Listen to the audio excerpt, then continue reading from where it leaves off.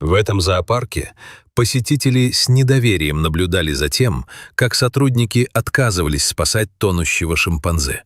Однако, когда все решили, что надежда потеряна, мужчина из толпы прыгнул в воду и совершил нечто невообразимое. «Он уходит под воду! Помогите кто-нибудь!» Отчаянный крик прорезал густой летний воздух в зоопарке Детройта в 1990 году. Толпы собрались у края вольера для приматов, глядя вниз на то, что казалось последними мгновениями борьбы между жизнью и смертью. Рик Суоп стоял среди них, обычный семьянин и водитель грузовика, который не ожидал от этого дня ничего, кроме простой прогулки по зоопарку с женой и детьми. Утро они провели, любуясь животными, перекусывая и смеясь над игривым поведением обитателей. Вольер с шимпанзе всегда был любимым местом публики, особенно для детей Рика. Но в мгновение ока жизнерадостная сцена превратилась в хаос. Две обезьяны ввязались в жестокую драку у воды. Джоджо, который был поменьше, и гораздо более крупный агрессивный самец. Это зрелище было настолько пугающим, что по толпе прокатилась волна паники. Дети ахнули, а родители в страхе зашептались. Но именно отчаянная попытка Джоджо спастись привлекла внимание Рика. Пытаясь убежать, Джоджо бросился к деревьям у заполненного водой рва. Но в самый неподходящий момент его маленькое ловкое тело потеряло опору. В мгновение, от которого замирает сердце, Джоджо рухнул в глубокую воду, изо всех сил стараясь удержать голову над поверхностью. Персонал зоопарка, несмотря на подготовку к разным ситуациям, замер при виде Джоджо, беспомощно барахтающегося в воде, и отказался рисковать собой ради спасения шимпанзе. Было хорошо известно, что шимпанзе не умеют плавать от природы. Мышцы Джоджо, созданные для силы и лазания, подводили его в этой незнакомой среде. Сотрудники зоопарка также знали, что шимпанзе, особенно в состоянии стресса, могут стать крайне непредсказуемыми и агрессивными. Они прекрасно понимали, что охваченная паникой обезьяна может напасть на спасателя, нанеся ему серьезные травмы. Толпа затаила дыхание. Никто не знал, что делать, но Рик понимал, он не может стоять и просто смотреть. Когда голова Джоджо скрылась под водой, сердце Рика бешено забилось. В этот миг мир для него словно замедлился и погрузился в тишину, пока он фокусировался на одном — спасении этого напуганного существа. «Рик, не надо!» — голос жены прорезал туман, остановив его лишь на секунду. Но ее мольбы было недостаточно. Спустя годы Рик будет вспоминать этот момент. Дело было не в том, что он не слышал ее или игнорировал опасения за свою безопасность. Это было нечто иное, более глубокое. Инстинкт, или, возможно, то, как глаза Джоджо встретились с его глазами, прежде чем снова исчезнуть в глубине. Тогда он не мог этого объяснить, но взгляд Джоджо был похож на взгляд отчаявшегося человека, умоляющего о помощи. Ноги сами понесли Рика вперед, прежде чем он успел это осознать. Дети с широко открытыми глазами смотрели, как отец перелезает через защитное ограждение. Персонал зоопарка выкрикивал предупреждения, их слова смешивались с паническим шумом толпы, но Рик уже действовал. Когда он спрыгнул к стене вольера, он едва слышал крики сотрудников. «Это слишком опасно! Не лезь в воду! Шимпанзе агрессивны!» Но ни страх, ни правила, ни возможные последствия не имели значения. Важен был только Джоджо. Без колебаний Рик нырнул в мутную воду. Его светло-голубая рубашка вздулась вокруг него, когда он поплыл к тонущей обезьяне. Сначала его обжег температурный шок. Вода оказалась холоднее, чем он ожидал. Но адреналин уже бурлил в жилах. Каждое движение казалось битвой с самой природой. Мутный ров не был предназначен для плавания. Он был глубоким и опасным. Когда он приблизился, вид слабо барахтающегося Джоджо больно ударил по сердцу. Отчаянная борьба обезьяны с водой слабела с каждой секундой. Рик приложил последние усилия, рассекая воду одной рукой и вытягивая другую, чтобы схватить Джоджо. Рик схватил шимпанзе за загривок, как хватают за шкирку маленькое животное ради безопасности. Из документальных фильмов он знал, что напуганные шимпанзе могут быть опасны даже для тех, кто пытается им помочь. Но Джоджо не сопротивлялся. Обезьяна была слишком истощена, ее тело обмякло от усилий удержаться на плаву. Толпа наблюдала в оцепенении. Персонал зоопарка все еще выкрикивал предупреждения, которые уносил ветер, но никто не осмелился прыгнуть вслед за Риком. Казалось, все ждали катастрофы, несчастного случая, который погубит и человека, и обезьяну. Но Рик об этом не думал. Он был сосредоточен на одном — вытащить Джоджо из воды. Одной рукой крепко удерживая примата, Рик начал грести ногами, толкая их обоих к берегу. Джоджо, будучи в сознании, но на грани обморока, цеплялся за руку Рика остатками сил. Это была долгая, мучительная минута. Каждый взмах руки казался вечностью. Толпа была заворожена. Кто-то смотрел в шоке, кто-то неверяще ахал. Жена Рика крепко прижимала к себе детей, ее сердце готово было выпрыгнуть из груди. Наконец Рик добрался до берега. Кряхтя от напряжения, он вытолкнул Джоджо на травянистый склон, но тяжелое от усталости тело обезьяны начало сползать обратно в воду. На мгновение показалось, что все усилия Рика были напрасны. «Нет, нет!» — прорычал Рик сквозь стиснутые зубы. Он рванул еще раз, вкладывая каждую унцию силы, чтобы вытолкнуть шимпанзе в безопасное место. Джоджо, наконец, замер на траве. Его грудь тяжело вздымалась, заглатывая воздух, а широко открытые глаза смотрели прямо на Рика. Рик перевел дух, чувствуя, как горят мышцы и осознавая масштаб случившегося. Толпа взорвалась криками и аплодисментами, но Рик едва их слышал. Он смотрел на Джоджо, на жизнь, которую он только что спас. Теперь, когда Джоджо был вне опасности, Рику пришлось подумать о себе. Тело ныло, одежда насквозь промокла в холодной воде. Но было и кое-что другое, гораздо более опасное. Рик все еще находился на территории шимпанзе, а того крупного самца, который дрался с Джоджо, нигде не было видно. В голове мелькнула паника.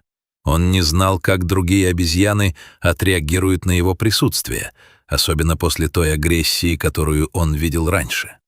Персонал зоопарка, который только что отговаривал его от прыжка, теперь лихорадочно соображал, что делать. Крупный самец мог появиться в любой момент, и изможденному Рику было бы некуда бежать. Толпа снова затаила дыхание. Казалось, опасность не миновала. Рик медленно поднялся на ноги, сканируя вольер. Джоджо лежал неподвижно, его тело дрожало от усталости. И тут снова появился крупный самец. Он вышел из тени в дальнем конце вольера и уставился прямо на Рика. На долю секунды воздух словно сгустился от напряжения. Но произошло нечто неожиданное. Вместо того, чтобы броситься на Рика, крупный шимпанзе остановился. Он посмотрел на Джоджо, затем снова на Рика. В его глазах не было агрессии, только любопытство. Казалось, он понял, что произошло. Не издав ни звука, самец развернулся и ушел обратно в деревья, исчезнув из виду. Рик глубоко вздохнул. Опасность миновала. Он повернулся к толпе, которая снова разразилась овациями. Его жена бросилась навстречу. На ее лице было написано облегчение, когда она увидела, как он перелезает обратно через ограждение, промокший до нитки, но живой. «Ты сумасшедший!» — выдохнула она, крепко обнимая его. Сотрудники зоопарка, которые недавно ругали Рика за риск, теперь с изумлением смотрели на него. Рик был измотан, но жив. А главное, Джоджо был спасен. Новости о смелом поступке Рика разлетелись мгновенно. Газеты, телеканалы и радиостанции подхватили историю. Его славили как героя, совершившего невозможное, хотя сам Рик так не считал. В интервью он часто говорил: «Я просто сделал то, что нужно было сделать». Никто не шел ему на помощь. поэтому пошел я. Как выяснилось, Джоджо пришлось немало пережить. Его забрали из дикой природы после того, как его мать убили браконьеры, и он провел годы в неволе. Его борьба за выживание стала мощным напоминанием о трудностях, с которыми сталкиваются животные в клетках. Но Рик редко упоминал в интервью о глубокой личной причине своего порыва. За много лет до этого Рик потерял младшего брата в трагическом несчастном случае. Тот утонул в озере, когда никто не смог вовремя до него добраться. Эта потеря наложила отпечаток на всю жизнь Рика, оставив вечный след в его сердце. Видя, как беспомощно борется с водой Джоджо, Рик пробудил в себе нечто глубокое, почти инстинктивную потребность спасти жизнь там, где в прошлом он был бессилен. По ночам, когда камеры уезжали и телефон переставал звонить, Рик сидел в гостиной, снова и снова прокручивая тот момент в голове. Связь между ним и Джоджо казалась необъяснимой. Он заглянул в глаза существу, которое знало страх и чувствовало тот же ужас, который, должно быть, испытывал его брат много лет назад. Спасая Джоджо, Рик, возможно, обрел долгожданный покой после утраты, которую носил в себе слишком долго. Пока героизм Рика привлекал внимание всей страны, судьба Джоджо висела на волоске. Шимпанзе был сильно ослаблен, и ветеринары зоопарка работали круглосуточно, чтобы он поправился. Публика жаждала новостей, и СМИ ежедневно освещали состояние Джоджо, превратив его в символ стойкости. Однако не все были настроены благосклонно. Некоторые зоозащитники критиковали зоопарк за халатность, допустившую такую ситуацию. Небольшая, но активная группа требовала внедрения более гуманных мер защиты животных, утверждая, что ров, предназначенный для содержания шимпанзе, на самом деле является смертельной ловушкой. Рик оказался в центре медийного шторма, которого не желал. Ему начали приходить письма как от поклонников, так и от критиков. Одни называли его героем, другие обвиняли в безрассудстве, утверждая, что гражданскому лицу было безответственно вмешиваться в ситуацию, которая могла закончиться трагедией и для него, и для обезьян. Администрация зоопарка, обеспокоенная негативным вниманием, сделала публичное заявление, заверив посетителей, что меры безопасности будут улучшены. Они поблагодарили Рика, но при этом тонко намекнули, что он действовал вопреки правилам. Это, конечно, только подлило масло в огонь, выставив Рика одновременно и спасителем, и нарушителем. Хотя жена Рика гордилась им, чрезмерное внимание прессы начало сказываться на семейной жизни. То, что началось как акт сострадания, превратилось в вихрь интервью, звонков и публичных выступлений. Рик, скромный человек, всегда избегавший внимания, оказался в центре общенациональной дискуссии. Его дети еще маленькие, не до конца понимали масштаб поступка отца, но чувствовали перемены. Рик больше не был просто папой. Он стал публичной фигурой. Люди узнавали его на улицах, и семья Суоп не могла никуда пойти, чтобы их не остановили с вопросами о спасении. Давление начало сказываться и на отношениях с женой. Она всегда восхищалась его обостренным чувством справедливости, но теперь всерьез беспокоилась о его состоянии. Он казался отстраненным, рассеянным, постоянно прокручивая детали того дня в уме. Рик начал терять сон. Его преследовали кошмары, где тонул не Джоджо, а его брат. В этих снах он не успевал до него добраться. Он просыпался в холодном поту с чувством беспомощности, которое, как он думал, давно осталось в прошлом. Он годами не говорил о смерти брата, но случай в зоопарке вскрыл старые раны. Как раз в тот момент, когда Рик начал чувствовать, что его жизнь рушится под тяжестью последствий, он получил неожиданное письмо. Оно было не от репортера и не от фаната. Его написала сама Джейн Гудал. Знаменитый приматолог слышала о спасении и, что более важно, о той связи, которая возникла между Риком и Джоджо. В письме Гудал писала: «Дорогой Рик, я всю жизнь проработала с шимпанзе, Но за все эти годы я никогда не слышала о такой связи, какая возникла у вас с Джоджо. В те несколько секунд вы увидели в нем то, что многие никогда не видят в животных — сознание и душу. Именно эта связь спасла ему жизнь. Вы не просто спасли шимпанзе. Вы напомнили миру, что животные тоже чувствуют страх и надежду, совсем как мы. Для меня было бы честью встретиться с вами однажды, чтобы лично поблагодарить за ваш поступок». Рик был тронут до слез. Признание со стороны человека такого уровня, как Гудал, подтвердило все, что он чувствовал тогда у рва. Речь шла не просто о спасении обезьяны. Речь шла о глубокой связи между людьми и животными, связи, выходящей за рамки видов. Впервые после спасения Рик ощутил покой. Прошли месяцы, и жизнь Рика и его семьи начала возвращаться в привычное русло. Внимание прессы утихло, но образ Джоджо остался с Риком. Он часто задавался вопросом, как там шимпанзе, поправился ли он до конца, помнит ли он человека, вытащившего его из воды. И вот однажды зоопарк пригласил Рика на специальную встречу выпускников с Джоджо. Приглашение было неожиданным, но желанным. Рик не возвращался в зоопарк с того самого дня, и хотя мысль о возвращении вызывала волнение, он знал, что не может упустить шанс снова увидеть Джоджо. День встречи был ярким и солнечным, как и тот день спасения.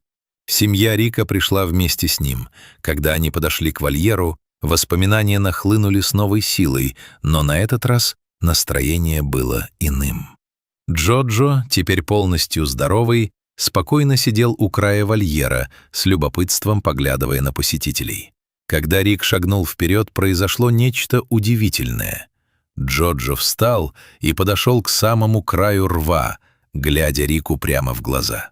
На мгновение показалось, что времени не существовало вовсе. Выражение лица Джоджо было спокойным, почти умиротворенным. И хотя их разделял барьер, связь между ними была неоспоримой.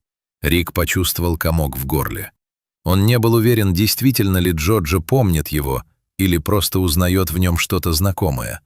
Но в тот момент это было неважно. Важно было то, что Джоджо жив, здоров и больше не во власти того ужаса, который едва не лишил его жизни.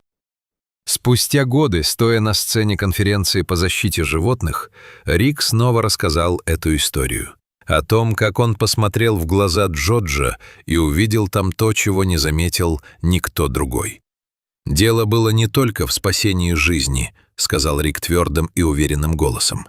«Дело в понимании того, что мы все связаны. Каждая жизнь, человеческая или животная, имеет ценность. Иногда, когда никто другой не готов действовать, ты должен быть тем, кто прыгнет первым». Зал аплодировал, тронутый словами Рика и его преданностью делу. Спускаясь со сцены, Рик не мог сдержать улыбки. Момент, изменивший его жизнь и жизнь Джоджо, стал чем-то большим, чем просто спасение. Он стал наследием. Считаете ли вы, что зоопарки должны немедленно принимать меры в подобных чрезвычайных ситуациях? Спасибо, что вы были с нами в этой потрясающей истории. Нам очень интересно узнать, что вы думаете об этом смелом спасении. Пишите свои мысли в комментариях, ставьте лайк и подписывайтесь на канал, чтобы не пропустить новые невероятные истории.